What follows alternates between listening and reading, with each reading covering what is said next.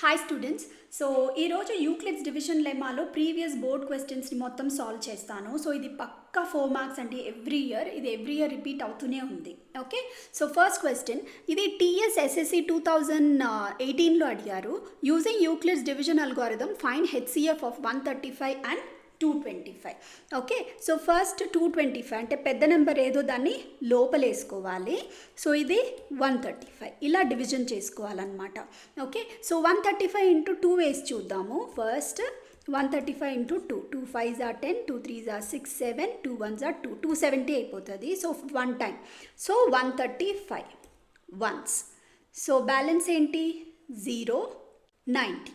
Okay, so ఇప్పుడు step by step మనం ఇక్కడ రాసుకోవాలి. ఈ 225ని ఎలా రాసుకోవాలంటే 225 is equal to 135 into 1 plus 90 అంతేగా.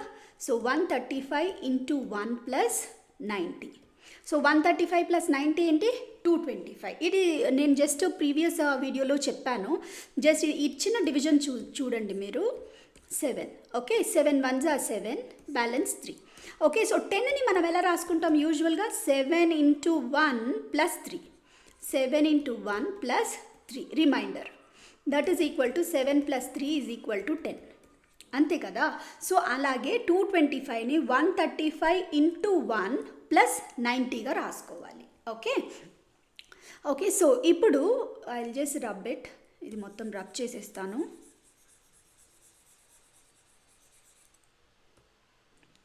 ఓకే, ఇప్పుడు ఈ 90ని ఇలాగే ఉంచుకొని 135ని కిందికి దించుకోవాలి.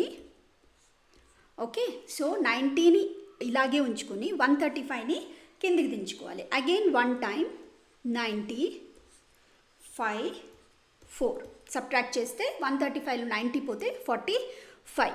ఓకే, సో ఇప్పుడు ప్యారలల్గా మనం ఏం రాసుకోవాలంటే 135ని ఎలా రాయాలి 135 is equal to 90 into 1 plus 45.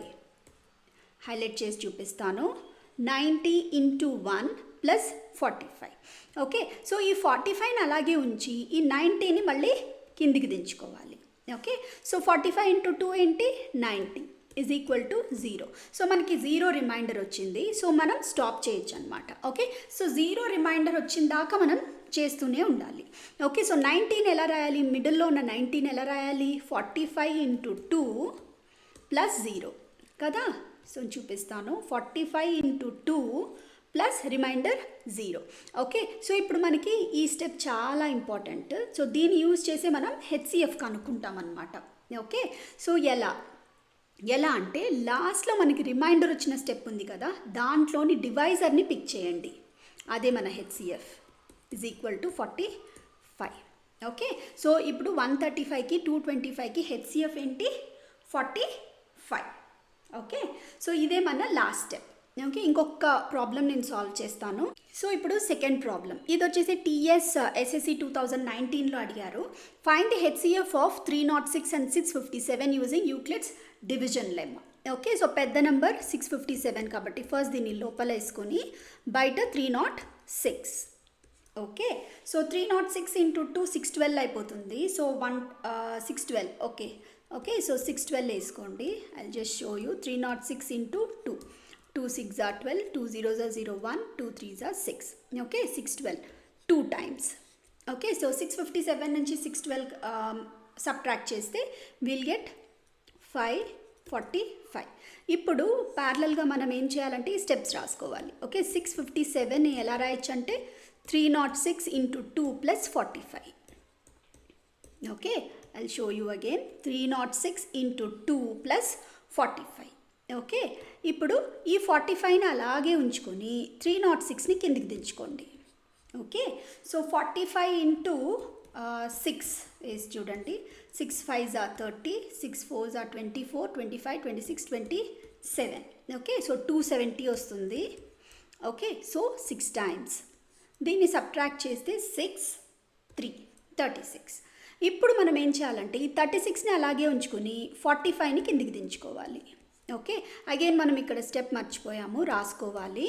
ఈ 306 ఉంది కదా, దీన్ని ఎలా రాసుకోవాలి 45 into 6 plus 36, that is equal to 45 into 6 plus 36.